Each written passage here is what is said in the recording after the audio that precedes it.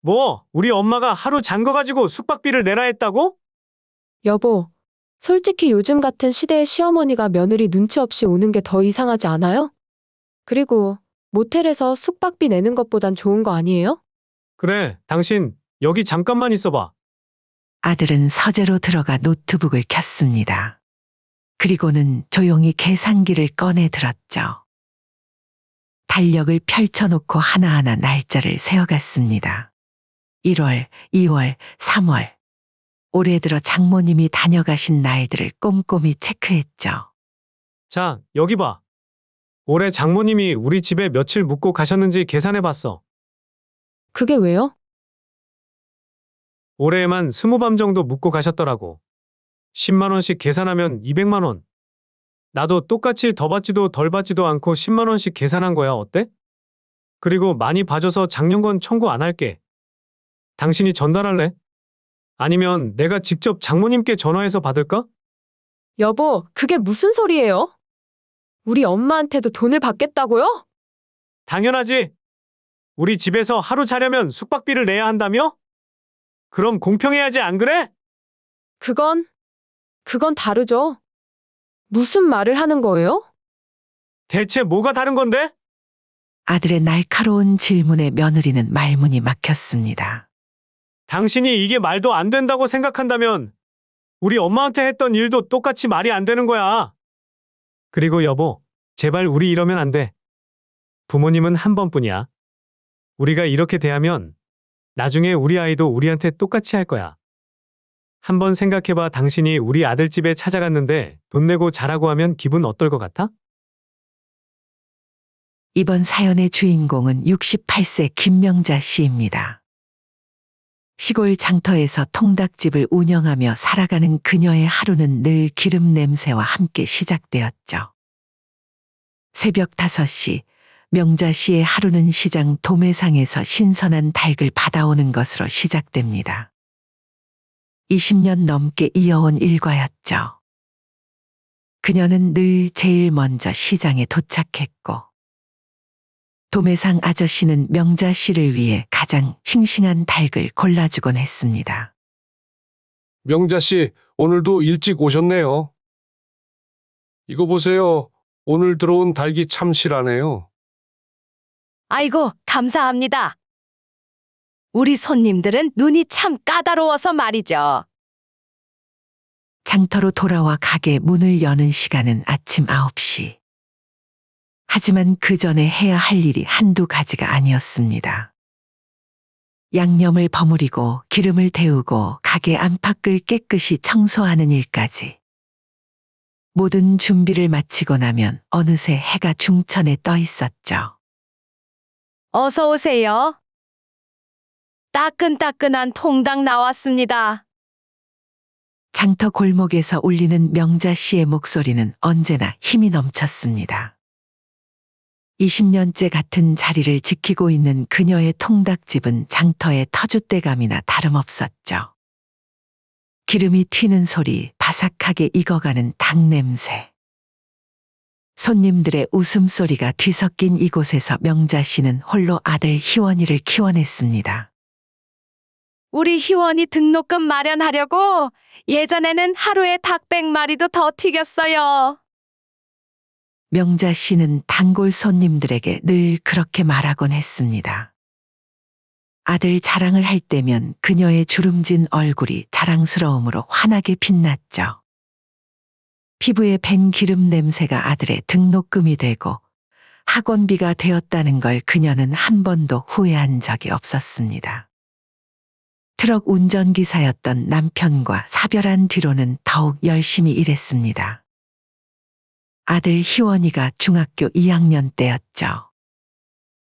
갑작스러운 교통사고로 남편을 잃고 명자 씨는 시리에 빠질 겨를도 없이 일터로 나와야 했습니다.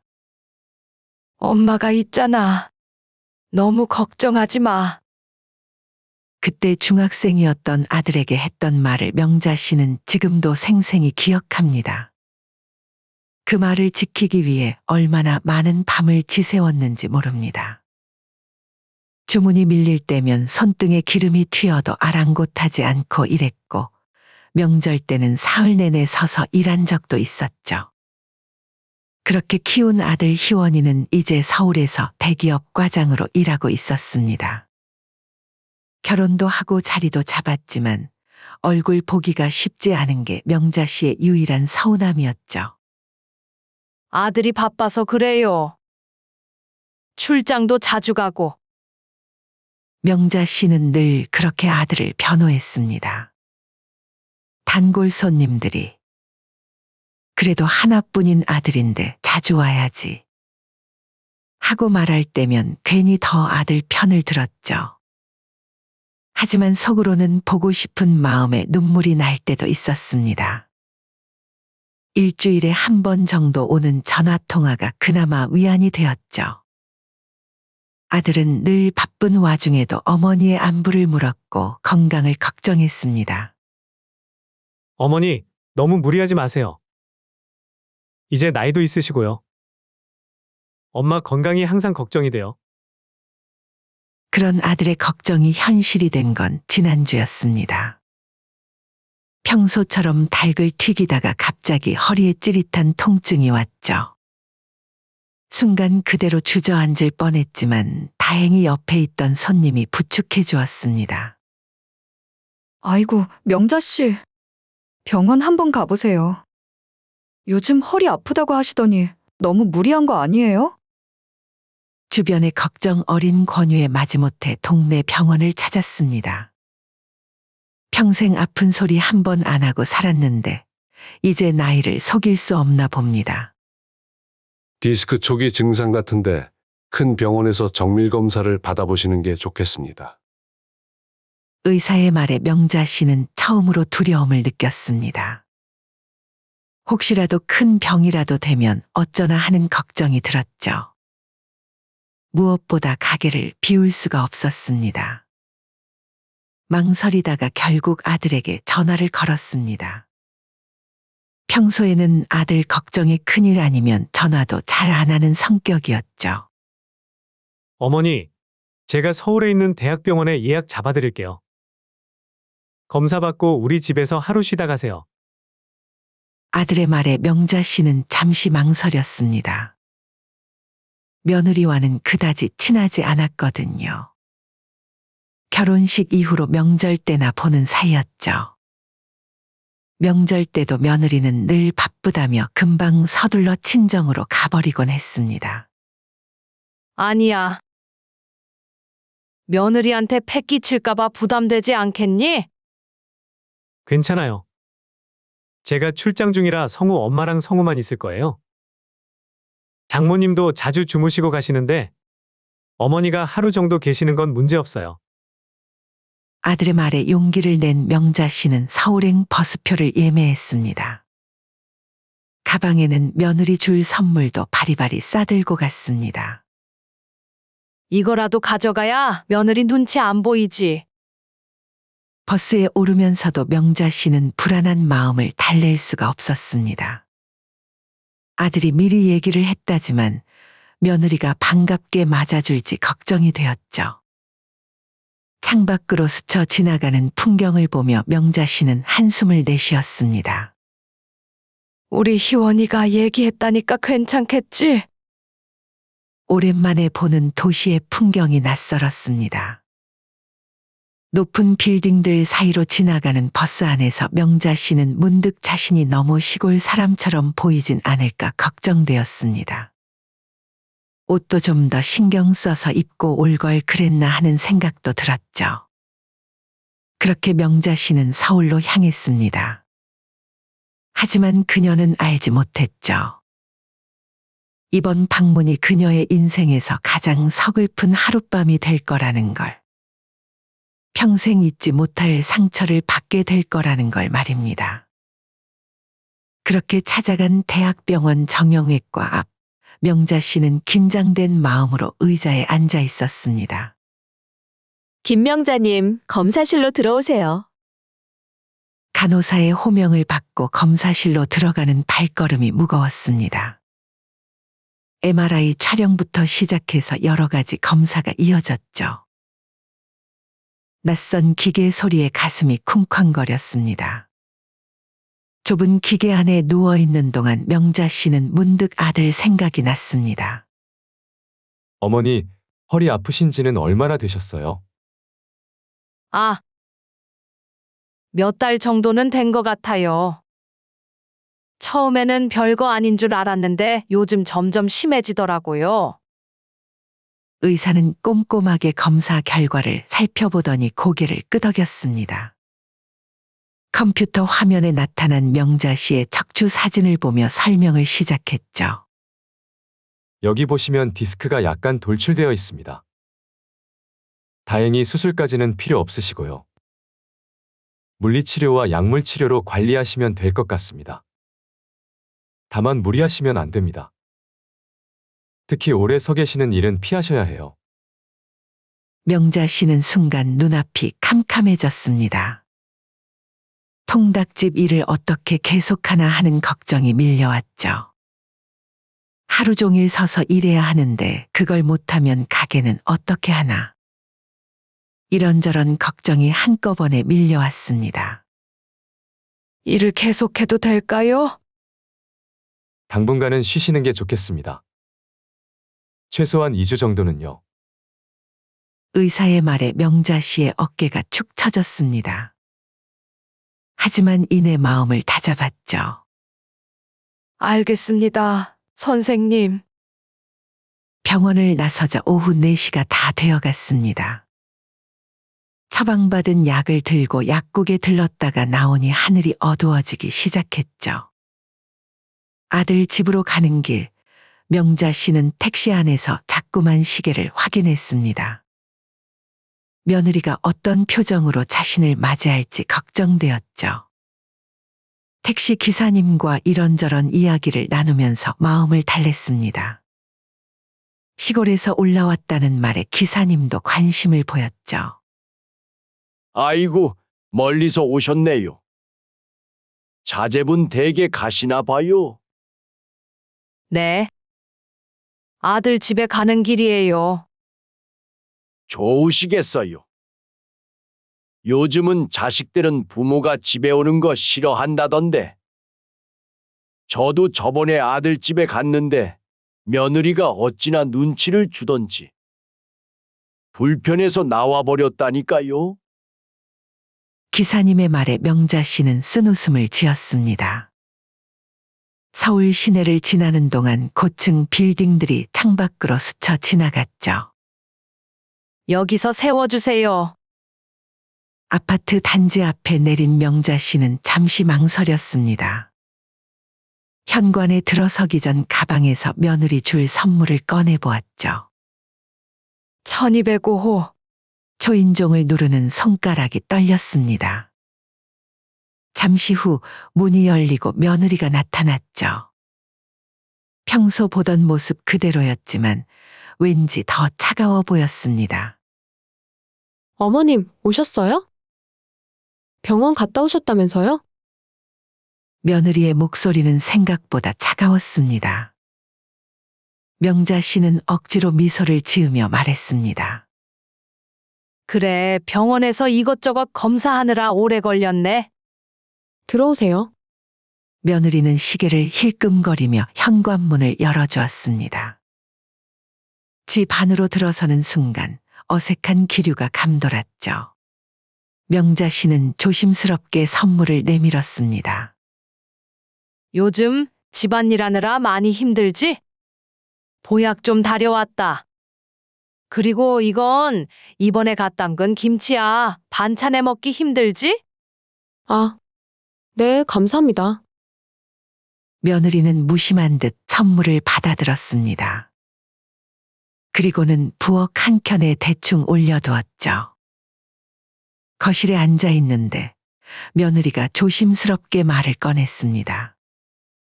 뭔가 할 말이 있는 듯 어색하게 서 있더니 드디어 입을 열었죠. 어머님, 응, 왜 그러니? 혹시 오늘 주무시고 가실 건가요? 다른 게 아니고 요즘 모텔도 10만 원이면 괜찮은 데서 묵을 수 있잖아요? 순간 명자 씨는 귀를 의심했습니다. 며느리의 말뜻을 제대로 이해하지 못했죠. 뭔가 잘못 들은 게 아닐까 하는 생각이 들었습니다. 그러니까 어머님이 우리 집에서 하루 주무시더라도 똑같이 10만 원만 내시면 될 것 같아요. 망치로 머리를 한 대 맞은 것 같았습니다. 명자 씨는 자신의 귀를 의심했죠. 방금 며느리가 한 말이 현실이라는 게 믿기지 않았습니다. 뭐라고? 요즘은 서로의 공간이 중요한 시대잖아요. 어머님도 불편하지 않으시게 정당한 비용을 지불하고 주무시는 게 맞다고 생각해요. 며느리의 말에 명자 씨는 그 자리에 얼어붙었습니다. 그러니까 너 말은 여기서 자고 가려면 돈을 내야 한다고? 네, 계산은 깔끔한 게 좋죠, 어머니. 이렇게라도 안 하면 요즘 시어머니들은 너무 편하게 생각하고 자주 오려고 하잖아요. 그리고 요즘 시대가 시대인지라 생활비도 빠듯하고 그냥 편하게 자식 용돈 준다 생각하세요. 가슴 한켠이 무너져 내리는 것 같았습니다. 이 집을 마련할 때도 보태주려고 기름 냄새를 뒤집어 쓴 날들이 떠올랐죠. 밤늦게까지 일하며 모은 돈으로 아들 결혼식 때 예단도 넉넉히 해주었던 기억도 스쳐갔습니다. 그때 며느리는 얼마나 좋아했었는지. 목구멍까지 서러움이 차올랐지만 아들 내외의 관계를 생각해서 꾹 누르며 명자 씨는 떨리는 목소리로 말했습니다. 조금 당황스럽긴 하구나. 그래, 알았다. 며느리는 흡족한 표정으로 말했습니다. 어머님, 계좌번호 불러드릴까요? 그래, 알겠다. 이체해주마. 그렇게 며느리는 태연하게 돈을 받아들고 그럼 편히 쉬세요. 너무 서운하게 생각하지 마시고요. 라며 방으로 들어갔습니다. 마치 호텔 직원이 손님을 대하듯 사무적인 말투였죠. 그 모습을 보며 명자 씨는 문득 자신이 이 집에서 완전한 타인이 되어버린 것 같다는 생각이 들었습니다. 그날 밤 명자 씨는 불 꺼진 천장을 바라보며 눈물을 훔쳤습니다. 며느리가 내어준 이불은 푹신했지만 가슴 한켠이 무겁게 짓눌렸죠. 아무리 좋은 이불을 깔아줘도 이곳은 이제 더 이상 아들의 집이 아닌 것만 같았습니다. 내가 대체 뭘 잘못 살았길래 이런 취급을 받아야 하나. 아들을 키우며 고생했던 날들이 하나둘 떠올랐습니다. 남편 없이 홀로 키운 아들이었기에 더 애틋했던 마음, 힘들 때마다 아들 얼굴 떠올리며 버텨온 세월. 그 모든 것이 한순간에 무너지는 것 같았죠. 옆방에서는 TV 소리가 들려왔습니다. 며느리는 평소처럼 드라마를 보는 모양이었죠. 그 무심한 일상이 더욱 서글프게 느껴졌습니다. 아마도 며느리에게 이 10만 원은 그저 하룻밤 숙박비에 불과했겠지만 명자 씨에게는 평생 잊지 못할 상처가 되어버렸습니다. 잠을 이루지 못하고 뒤척이다 명자 씨는 휴대폰을 꺼냈습니다. 아들에게 전화라도 하고 싶었지만 차마 손가락이 움직이지 않았죠. 아들이 걱정할까봐 또 며느리와의 관계가 더 어려워질까봐 차마 말할 수가 없었습니다. 시계는 자정을 향해 갔지만 명자 씨의 눈은 더욱 또렷해졌습니다. 창밖으로 보이는 서울의 밤거리가 낯설게만 느껴졌죠. 며칠 후 출장에서 돌아온 희원은 피곤한 몸을 이끌고 집으로 들어섰습니다. 3일간의 지방 출장은 그를 지치게 했지만 어머니 생각에 발걸음을 서둘렀죠. 여보, 나왔어. 잘 있었지? 집에 들어서자 며느리가 반겨주었습니다. 평소와 다름없는 일상적인 모습이었죠. 어머니는 검사 잘 받고 가셨어요? 네, 잘 다녀가셨어요. 전화 한번 드려야겠다. 편하게 쉬다 가셨어야 했을 텐데. 며느리의 대답은 담담했습니다. 마치 아무 일도 없었다는 듯한 태도였죠. 희원은 피곤한 몸을 이끌고 샤워를 마친 뒤 어머니에게 전화를 걸었습니다.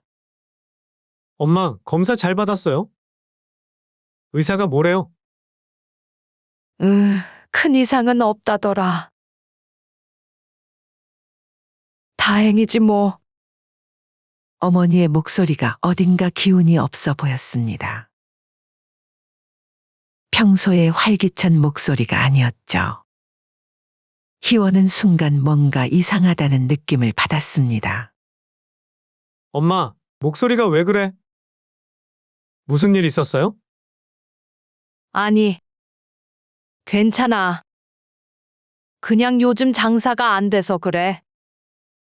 어머니의 변명이 썩 진실되게 들리지 않았습니다.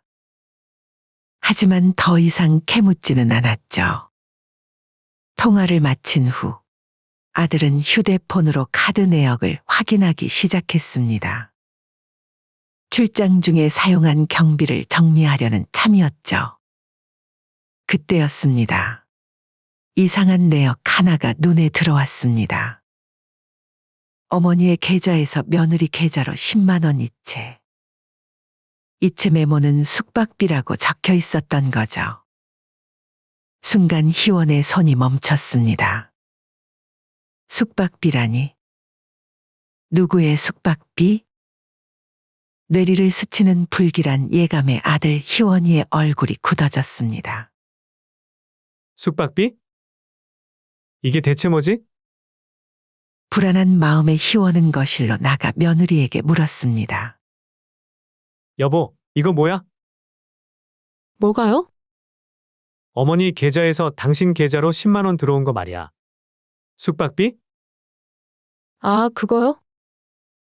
사실 어머님이 숙박비 명목으로 용돈 주신 거예요. 며느리의 태연한 대답에 희원은 순간 귀를 의심했습니다. 마치 지극히 당연한 일을 말하는 것처럼 들렸죠. 우리 엄마한테 돈을 받았다고. 그거 엄마가 먼저 주신다고 한 거야? 아니요, 제가 달라고 했죠. 딱 요즘 모텔 가격 정도 받았어요. 거기보단 여기가 더 좋으니까 싸게 받은 거죠. 우리 엄마가 하루 잔 거 가지고 돈을 내라 했다고? 아들 희원이의 목소리가 점점 높아졌습니다.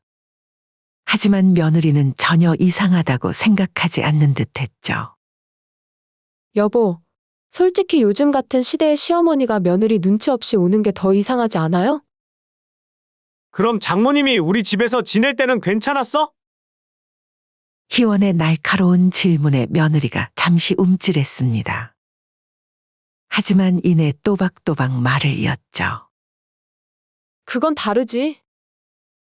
우리 엄마는 애도 봐주시고 집안일도 도와주시잖아. 순간 아들 희원이의 머릿속에서 무언가가 탁 하고 끊어지는 소리가 들리는 것 같았습니다. 아내의 이중적인 태도가 너무나도 충격적이었죠. 잠깐만 있어봐. 아들은 서재로 들어가 노트북을 켰습니다. 그리고는 조용히 계산기를 꺼내 들었죠. 아내가 의아한 듯 쳐다보았지만 아들은 말없이 키보드를 두드리기 시작했습니다. 달력을 펼쳐놓고 하나하나 날짜를 세어갔습니다. 1월, 2월, 3월. 올해 들어 장모님이 다녀가신 날들을 꼼꼼히 체크했죠. 설날에 3일, 장모님 생신에 2일, 손주 학예회 때 2일.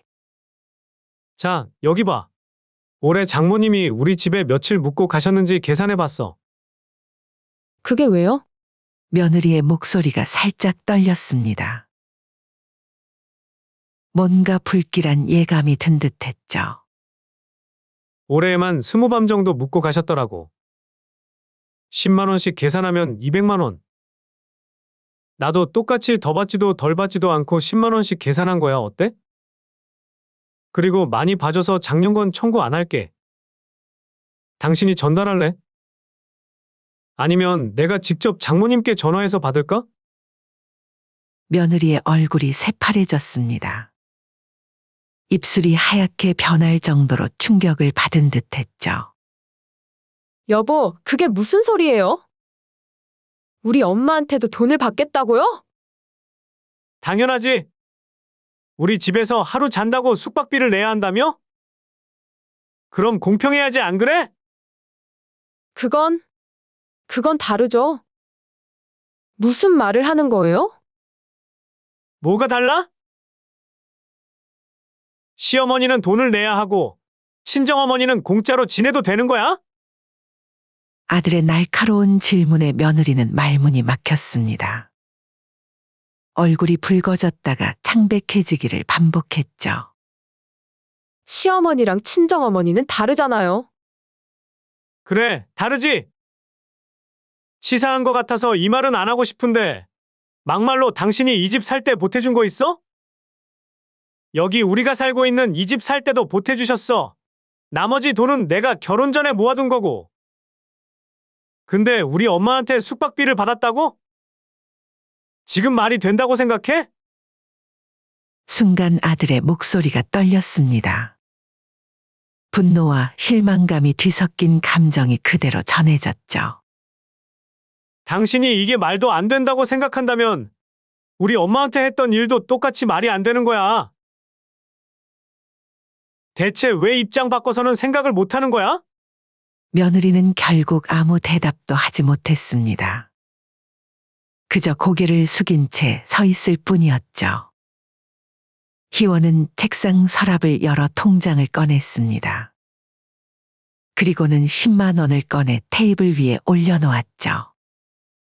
이거 어머니한테 돌려드려. 그리고 사과도 해. 우리 어머니가 얼마나 상처받으셨을지 생각해봐.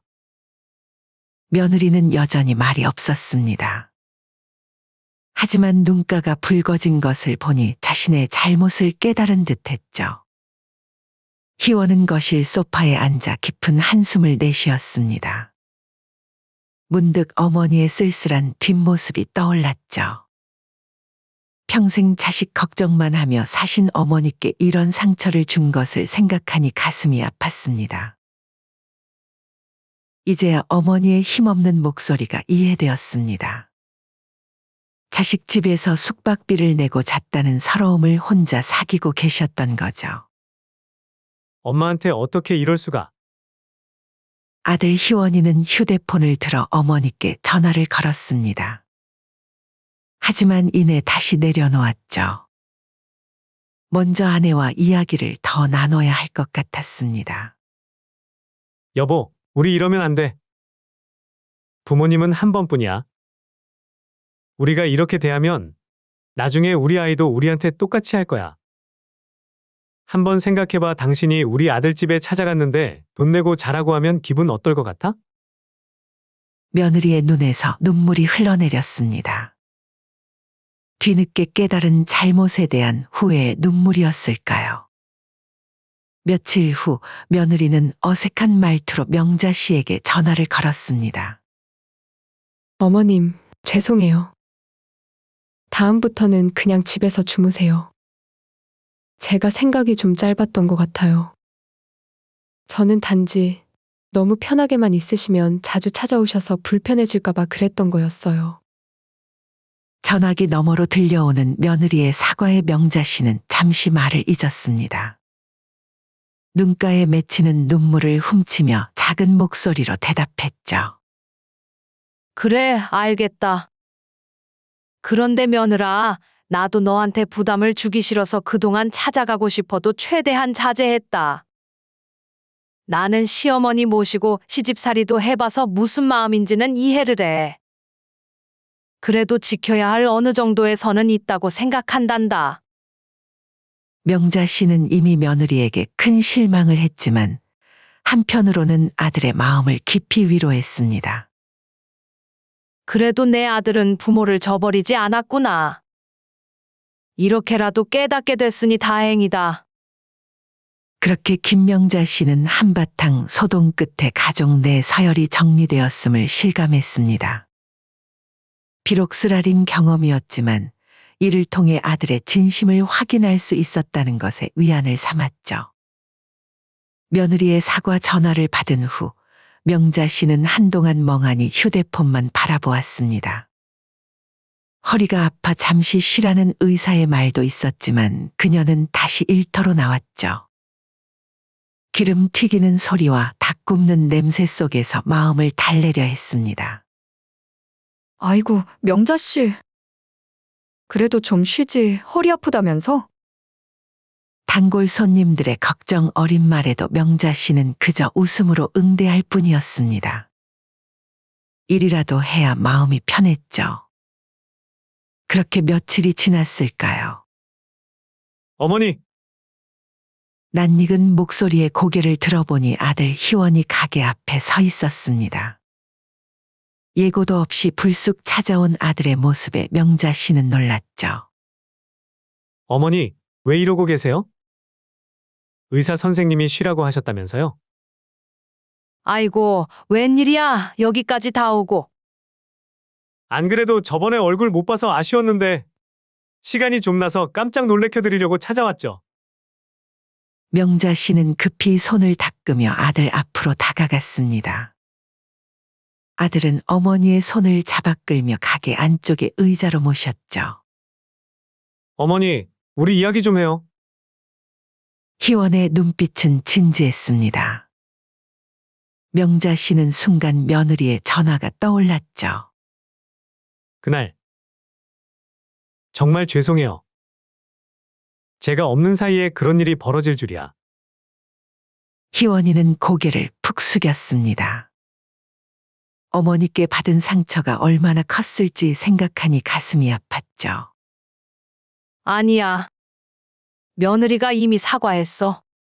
그럼 된 거 아니니? 그래도 이건 아니죠. 어머니가 우리 집에서 주무시는데 숙박비를 받다니? 아들의 목소리가 떨렸습니다. 명자 씨는 아들의 어깨를 토닥이며 말했죠. 이제 다 지난 일이야. 내가 이렇게 찾아와줘서 고마워. 어머니, 저희 집에 다시 한번 와주세요. 아들의 말에 명자 씨는 잠시 망설였습니다.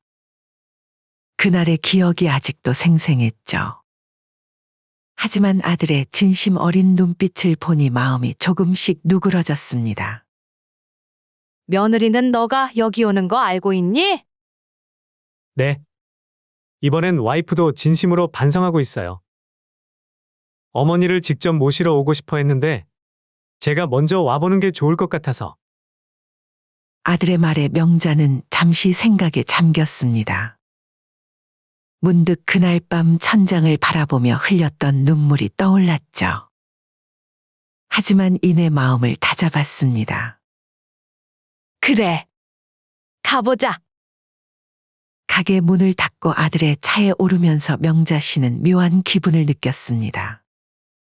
지난번 택시를 타고 갔던 그 길을 이번에는 아들과 함께 가고 있었죠. 아파트에 도착하자 며느리가 현관 앞에서 기다리고 있었습니다. 전과는 다른 모습이었죠. 어머님. 정말 죄송했어요.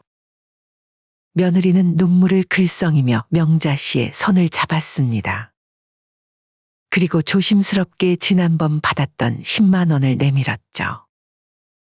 이거 다시 돌려드리려고 해도 모자랄 텐데. 명자 씨는 며느리의 손을 잡아 돈을 도로 밀어냈습니다. 됐다. 지난 일은 잊고 그냥 이제부터 잘 지내자. 그때였습니다. 방에서 뛰어나온 손주가 할머니를 반겼죠. 할머니! 또 와서 너무 좋아요. 순수한 아이들의 반가움에 명자 씨의 눈시울이 붉어졌습니다. 할머니, 지난번에 주신 용돈으로 학용품 샀어요. 아이들의 순수한 말에 어른들은 모두 쓴웃음을 지었습니다. 며느리는 더욱 낮은 목소리로 사과했죠. 제가 정말 잘못 생각했어요. 시어머님과 친정어머님을 차별한 것도, 숙박비를 받은 것도 다 제 잘못이에요. 명자 씨는 며느리의 어깨를 토닥였습니다. 사람이 살다 보면 실수도 하는 거야. 이제 다 잊자. 그날 저녁 가족들은 오랜만에 함께 식사를 했습니다.